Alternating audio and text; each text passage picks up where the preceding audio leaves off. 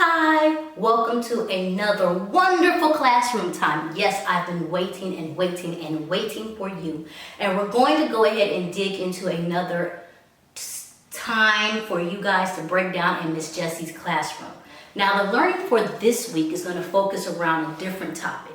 And the question is how are you feeling now that you've been snatched out the classroom, right? Because we're snatched. And we're now put into this new online technology digital world. I mean, you now have to know how to text, type, webcam, web design, all these different things. And you've had to learn it in a very, very short amount of time. One thing that we have recognized is that it's different. Let's be honest, it's very different.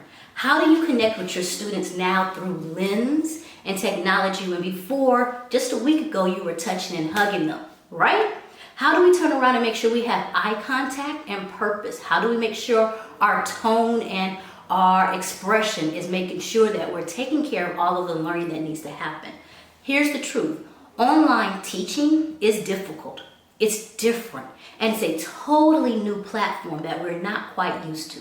But it doesn't mean that we have to die or fall off a cliff. It means we have to adjust some things. So before we get into the learning for today, the first question is, what challenges have we had to face with our online learning?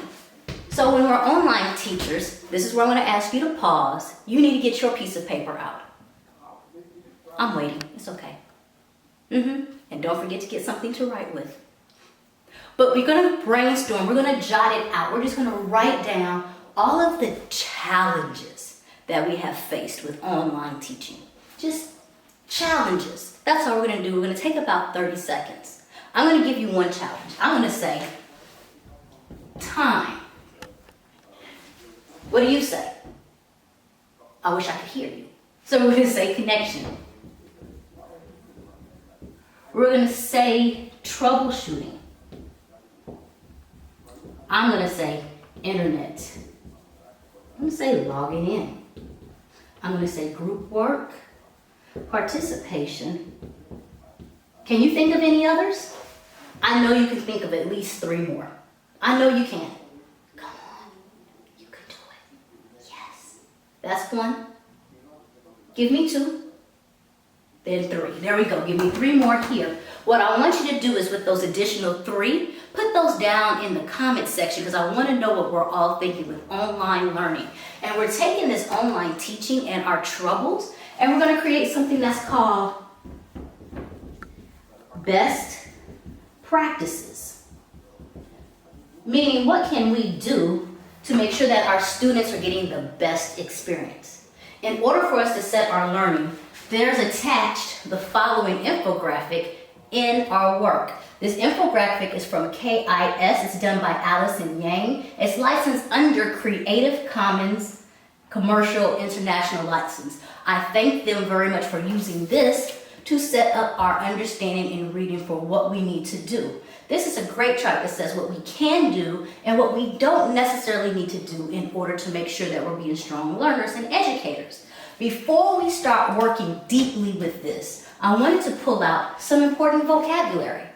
1, 2, 3, 4, 5, 6, 7, 8, 9, 10. We have 10 vocabulary words that will help our understanding so we can dive better into online teaching and becoming and having best practices. I'm going to let you look at the words for a second, and they're listed below. So we're going to break down the vocabulary for just a little bit. We have synchronous, we have specify, we have empathy, we have boost, we have feedback, consistency, vague, asynchronous, retention, and explicit. So some of these words we've seen before, and some of these words might be brand new. So what word do you think, or what word have you seen before? I would say feedback might be a popular word, right? Or boost might be a popular word. But synchronous might be a new word. So we know that you're going to have to look that up. But let's think about it. Have you ever seen the Olympics and they have a sport called synchronized swimming? When you watch synchronized swimming, What happens is everybody's doing the same thing at the same time. So synchronous and synchronized are actually words that are close together. Then my question is, what happens to this word? If I have synchronous here and asynchronous here, they're opposites. Check your prefix. So this is us learning our words, and this is what's going to happen. In the Zoom conference tomorrow, where we get to meet at 8 a.m., we're going to get to talk about these words a little bit more so I can help you understand our reading for today. You have an activity that's assigned below that's working only on the vocabulary so we can have a better understanding. So if you have any questions, catch me on our Zoom time. Zoom, zoom, zoom, zoom, zoom. Can't wait to meet you in the room. And then I'll go ahead and make sure I'm breaking down all that information for you there.